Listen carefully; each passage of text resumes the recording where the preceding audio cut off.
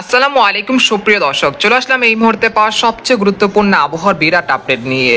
বঙ্গোপসাগরে বুকে তৈরি হওয়া নিম্নচাপের ফলে আগামী 48 ঘন্টার মধ্যে রাজধানী ঢাকা সহ খুলনা, বরিশাল, চট্টগ্রাম, রংপুর এবং দক্ষিণবঙ্গের বেশ কয়েকটি জেলাতে বিক্ষিপ্ত আকারে বৃষ্টি ও বজ্রসহ ঝড় বৃষ্টিপাতের পূর্বাভাস রয়েছে।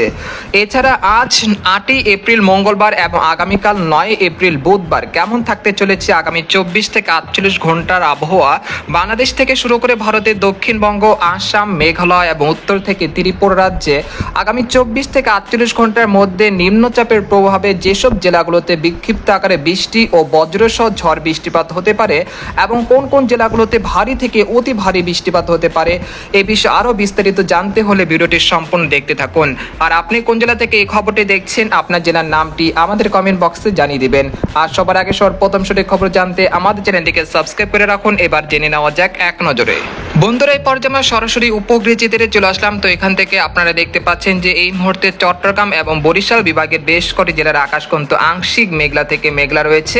এর কারণ হলো বঙ্গোপসাগরে যে সৃষ্টি হয়েছে নিম্নচাপ, যার অগ্রভাগের মেঘগুলো দেশের দক্ষিণাঞ্চলে প্রবেশ করতেছে, এর ফলে কিন্তু মেঘলা আকাশ রয়েছে।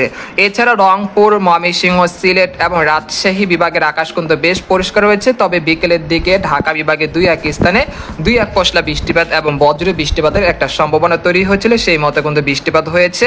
তবে আজ রাতেও ঢাকা বিভাগের বেশ কয়েকটি জেলাতে বিক্ষিপ্ত আকারে বৃষ্টি ও বজ্রসহ ঝড় বৃষ্টিপাতের পূর্বাভাস রয়েছে। আর যে লঘুচাপ বা যে নিম্নচাপটি তৈরি হয়েছে বঙ্গোপসাগরে, সেই নিম্নচাপটি আগামীকাল বা আগামী পরশু দিন বাংলাদেশের দক্ষিণ চট্টগ্রাম বিভাগের মহেশখালী, টেকনাফ এই অঞ্চল দিয়ে উপকূল পাড়ি দিতে পারে। এর ফলে মহেশখালী, টেকনাফ, তারপর কক্সবাজার, কুতুবদিয়া, তারপর রয়েছে রাজস্থলীর খানচি, তারপর রয়েছে সাতকানিয়া, চট্টগ্রাম, হাটহাজারী, সন্দ্বীপ, হাতিয়া, ফেনী, মানিকছড়ি, রংধনু, খাগড়াছড়ি এই অঞ্চলের বেশ কটি জেলাতে আগামী 10 ও 11 এপ্রিল এই অঞ্চলের বেশ কটি জেলাতে বিক্ষিপ্ত আকারে বৃষ্টি ও ভারী থেকে অতি ভারী বৃষ্টিপাত, সেই সাথে ঘন্টায় 40 থেকে 50 কিলোমিটার বেগে দমকা ও ঝড় হওয়ার বয়ে যাওয়ার একটি আশঙ্কা রয়েছে। এই পর্যায়ে জানিয়ে দেব যে আগামীকাল অর্থাৎ আজ রাতে কিরকম আবহাওয়া থাকবে এবং আগামীকাল কিরকম আবহাওয়া থাকতে পারে সেটা আপনাদেরকে জানিয়ে দিব। তো আজ রাতে দেশের দক্ষিণাঞ্চল এবং চট্টগ্রাম বিভাগের আকাশ কিন্তু বেশ মেঘলা থেকে মেঘলা থাকতে পারে। তবে দুই এক স্থানে দুই এক পশলা বৃষ্টিপাতও হতে পারে। এছাড়া ঢাকা বিভাগের ফরিদপুর, তারপর শিবালয়, নাগপুর, বাণীস্থলী, টাঙ্গাইল, কালিহাটি, ভালুকা, কাপাসিয়া, কটিয়াদি, কিশোরগঞ্জ, নরসিংদী এই অঞ্চলে দুই এক স্থানে আজ রাতের দিকে কিছুটা বিক্ষিপ্ত আকারে বৃষ্টি ও বজ্রসহ বৃষ্টিপাতের একটা সম্ভাবনা রয়েছে। এছাড়া দেখা যাচ্ছে যে রাজশাহী, সিংড়া, বগুড়া, সিরাজগঞ্জ, পাবনা, মহাদেবপুর, তারপর রয়েছে চাঁপাইনবাবগঞ্জ, মহানপুর, তারপর পুটিয়া, সিংড়া, নন্দীগ্রাম, কুষ্টিয়া এই অঞ্চলের আকাশ কিন্তু বেশ পরিষ্কার রয়েছে। অর্থাৎ এই অঞ্চলে তেমন বৃষ্টিপাতের সম্ভাবনা দেখা যাচ্ছে না আজ রাতের মধ্যে। আর এদিকে দেখা যাচ্ছে রংপুর, কুড়িগ্রাম, ঠাকুরগাঁও, পঞ্চগড়, তারপর রয়েছে গাইবান্ধা, তারপর রয়েছে দিনাজপুর এই অঞ্চলের আকাশ কিন্তু বেশ ফকফকে পরিষ্কার রয়েছে। এই অঞ্চলে তেমন বৃষ্টিপাতের কোনো সম্ভাবনা দেখা যাচ্ছে না ইনশাল্লাহ আজ রাতের মধ্যে। আর ময়মনসিংহ এবং সিলেট বিভাগ আজ রাতে তেমন বৃষ্টিপাতের কোনো সম্ভাবনা। এছাড়া দক্ষিণবঙ্গের কলকাতা, খড়গপুর, পূর্ব ও পশ্চিম মেদিনীপুর, উত্তর দক্ষিণ 24 পরগনা, আরামবাগ, শান্তিপুর, কাটোয়া, দুর্গাপুর, বানকুরুলিয়া, পুরুলিয়া, সিউড়ি, নালিহাটি, মুর্শিদাবাদ, কৃষ্ণনগর এই অঞ্চলের আকাশ বেশ পরিষ্কার থাকতে পারে। তবে রাতের দিকে কোথাও তেমন বৃষ্টিপাতের কোনো সম্ভাবনা দেখা যাচ্ছে না। তবে আজ রাতে বিশেষ করে কাপাসিয়া, তারপর ড্যামরা, বাণীস্থলী, নরসিংদী, কটিয়াদি, কিশোরগঞ্জ এই অঞ্চলে দুই এক স্থানে বিক্ষিপ্ত আকারে বৃষ্টি ও বজ্রসহ বৃষ্টিপাত হতে পারে। একই সঙ্গে ব্রাহ্মণবাড়িয়া, নাসিরনগর, হাবিবগঞ্জ, কুমিল্লা, তারপর রয়েছে মুন্সিগঞ্জ, তারপর রয়েছে ঢাকা, দোহার এই অঞ্চলে দুই এক স্থানে কিছুটা বিক্ষিপ্ত আকারে বৃষ্টি ও বজ্রসহ বৃষ্টিপাত হতে পারে আজ রাত 1টার মধ্যে ইনশাল্লাহ।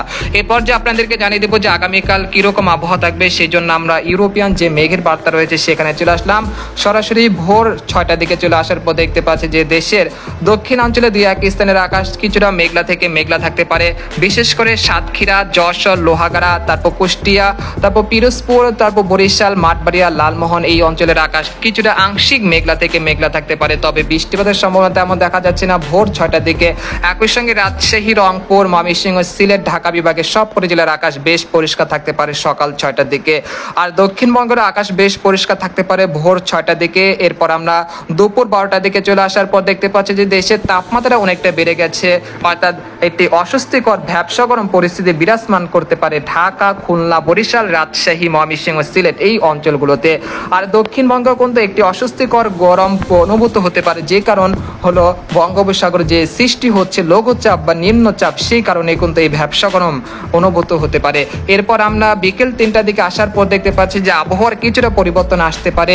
এর ফলে নাগপুর, কাপাসিয়া, কিশোরগঞ্জ, গাজীপুর, বাণীস্থলী, কালীহাটি, টাঙ্গাইল এই অঞ্চলে দুই এক স্থানে বিকেলের দিকে কিছুটা বিক্ষিপ্ত আকারে বৃষ্টি ও বজ্রসহ বৃষ্টিপাত হতে পারে। এরপর বিকেল 5টার দিকে আসার পর দেখতে পাচ্ছি যে রংপুর, দিনাজপুর, ঠাকুরগাঁও, পঞ্চগড়, একই সঙ্গে উত্তরবঙ্গের আলিপুরদুয়ার, কোচবিহার, জলপাইগুড়ি, শিলিগুড়ি এই অঞ্চলে দুই এক স্থানে কিছুটা বিক্ষিপ্ত আকারে বৃষ্টি ও বজ্রসহ বৃষ্টিপাতের একটা সম্ভাবনা রয়েছে। এরপর আমরা 9 এপ্রিল বুধবার রাত 11টার দিকে চলে আসার পর দেখতে পাচ্ছি যে ভারতের ধানবাদ এবং বিহারের উপর একটি কালবৈশাখী ঝড় তৈরি হতে পারে, যেটা পরবর্তী সিউড়ি, দুর্গাপুর, নালিহাটি, কাটোয়া, তারপর হচ্ছে মুর্শিদাবাদ, কৃষ্ণনগর এই অঞ্চলে বেশ কয়েকটি জেলাতে আক্রমণ হতে পারে রাত 1টা বা 2টার দিকে। তবে এই যে বৃষ্টিপাত সেটা কিন্তু বেশি একটা শক্তিশালী হবে না। তার পরবর্তীতে আমরা দেখতে পাচ্ছি যে আলিপুরদুয়ার, কোচবিহার, জলপাইগুড়ি, শিলিগুড়ি এই অঞ্চলগুলোতে রাত 2টার দিকে কিছুটা বিক্ষিপ্ত আকারে বৃষ্টি ও বজ্রসহ বৃষ্টিপাতের একটা সম্ভাবনা রয়েছে। আর যে নিম্নচাপটি তৈরি হচ্ছে সেটা কিন্তু খুব ধীর গতিতে বাংলাদেশের উপকূলের দিকে অগ্রসর হচ্ছে 10 এপ্রিল। তো আমরা দেখতে পাচ্ছি যে মূল যে খেলা শুরু হবে সেটা কিন্তু আগামী 10 এপ্রিল দুপুর 12টা থেকে একেবারে শনিবার দুপুর 12টার মধ্যে টানা 48 ঘন্টায় দেশের বিভিন্ন অঞ্চলে ঝড় বৃষ্টি ঘটাতে পারে এই শক্তিশালী নিম্নচাপ। তো আমরা দেখতে পাচ্ছি যে বিকেল বা রাতের দিকে এই নিম্নচাপের প্রভাব কিন্তু দেশের উপকূলীয় অঞ্চলগুলোতে শুরু হতে যাচ্ছে। বৃহস্পতিবার দুপুর 2টার দিকে আমরা দেখতে পাচ্ছি যে সাতক্ষীরা, খুলনা, পিরোজপুর, মাঠবাড়িয়া, খেপুপাড়া, পটুয়াখালী, লালমোহন, হাতিয়া, সন্দ্বীপ, চট্টগ্রাম, তারপর রয়েছে এখানে রয়েছে টেকনাফ, কুতুবদিয়া, তারপর রয়েছে মহেশখালী, খানচি এই অঞ্চলে বেশ কয়েকটি জেলাতে বিক্ষিপ্ত আকারে বৃষ্টি ও হালকা থেকে মাঝারি ধরনের বৃষ্টিপাতের একটা সম্ভাবনা রয়েছে বৃহস্পতিবার দুপুর 2টা থেকে। আর এই বৃষ্টিপাত কিন্তু টানা বৃষ্টিপাত হতে পারে, অর্থাৎ মুষলধারে কোথাও কোথাও বৃষ্টিপাতের একটা সম্ভাবনা রয়েছে। আর এখানে দেখতে পাচ্ছি যে আমরা 10 এপ্রিল দুপুর 2টার দিকে খড়গপুর, কলকাতা, জামশেদপুর, তারপর ধানবাদ এই অঞ্চলে বেশ করে জেলাতেও বিক্ষিপ্ত আকারে বৃষ্টি ও বজ্রসহ বৃষ্টিপাতের একটা সম্ভাবনা রয়েছে। এরপর 10 এপ্রিল সন্ধ্যা 6টার দিকে আসার পর দেখতে পাচ্ছি যে রংপুর বিভাগের বেশ কয়েকটি জেলাতে শক্তিশালী কালবৈশাখী ঝড় তৈরি হতে পারে, একই সঙ্গে ভারী থেকে অতি ভারী বৃষ্টিপাত হতে পারে ঠাকুরগাঁও, পঞ্চগড়, কুড়িগ্রাম, দিনাজপুর, তারপর হচ্ছে লালমনিরহাট, জলঢাকা, দেবীগঞ্জ, পীরগঞ্জ, চিলমারি এই অঞ্চলগুলোতে আগামী 10 এপ্রিল সন্ধ্যার দিকে ভারী থেকে অতি ভারী বৃষ্টিপাতের সম্ভাবনা তৈরি হয়েছে। এছাড়া রাজশাহী, ময়মনসিংহ বিভাগের বেশ কয়েকটি জেলাতে সেই সময় বিক্ষিপ্ত আকারে বৃষ্টি ও বজ্রসহ বৃষ্টিপাত হতে পারে। তারপর আমরা রাত 1টার দিকে চলে আসার পথে দেখতে পাচ্ছি যে এই নিম্নচাপটি কিন্তু তার গতি নিয়ে এটি বাংলাদেশের চট্টগ্রাম বিভাগের দিকে উপকূলে অগ্রসর হচ্ছে। এর ফলে ভোর 5টা অর্থাৎ শুক্রবার ভোর 5টার দিকে খেপুপাড়া, লালমোহন, মাঠবাড়িয়া, তারপর হচ্ছে মীর হাজীগঞ্জ, তারপর ভোলা, চরপেশন, সন্দ্বীপ, হাতিয়া, আর একই সঙ্গে হাটহাজারী, ফটিকছড়ি, কুতুবদিয়া, কক্সবাজার, মহেশখালী, তারপর সাতকানিয়া, রাজস্থলী, বিলাইছড়ি, রাঙ্গামাটি এই অঞ্চলে বেশ কয়েকটি জেলাতে বিক্ষিপ্ত আকারে বৃষ্টি ও বজ্রসহ ভারী বৃষ্টিপাত হতে পারে আগামী শুক্রবার সকাল 6টা থেকে বিকেল 5টার মধ্যে ইনশাল্লাহ। তো আমরা দেখতে পাচ্ছি যে এই বৃষ্টিপাতের কারণে যারা লবণ চাষিরা রয়েছেন এবং যারা শুটকি বা রোদে শুকানো যে জিনিসগুলো রয়েছে সেগুলো অনেকটা ক্ষতিগ্রস্ত হতে পারে যারা চট্টগ্রাম বিভাগে বসবাসরত রয়েছেন তাদের জন্য। আর যারা একটানা বৃষ্টিপাতের কারণে পার্বত্য চট্টগ্রাম বিভাগে কিছুটা পাহাড় ধসের মতো ঘটনা ঘটতে পারে, তাই আপনারা পূর্ব প্রস্তুতি নিয়ে রাখার জন্য পরামর্শ থাকবে।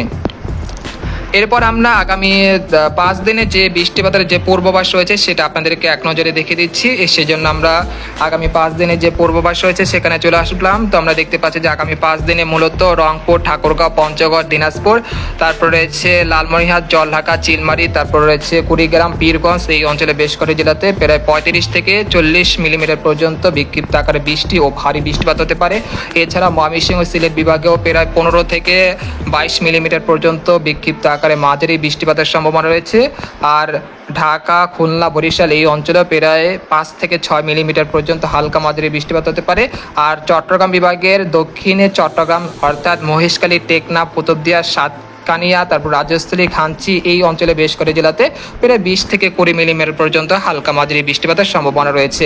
এরপর পরবর্তী 5 দিনে আমরা দেখতে পাচ্ছি যে দেশের উত্তর অঞ্চল, রংপুর, ময়মনসিংহ, সিলেট এই অঞ্চলে ভারী থেকে অতি ভারী বৃষ্টিপাত হতে পারে। আর চট্টগ্রাম বিভাগও মাঝারি থেকে ভারী থেকে অতি ভারী বর্ষণ হতে পারে।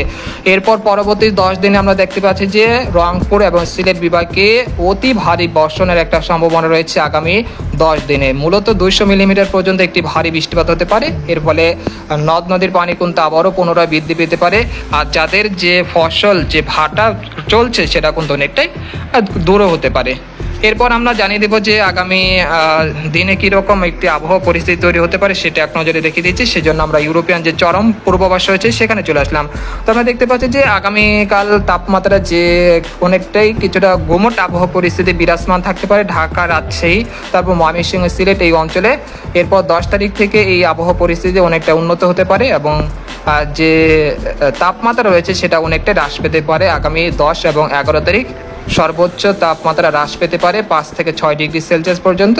এর ফলে তাপমাত্রা অনেকটা কমবে, একটি আরামদায়ক আবহাওয়া পরিস্থিতি সৃষ্টি হতে পারে।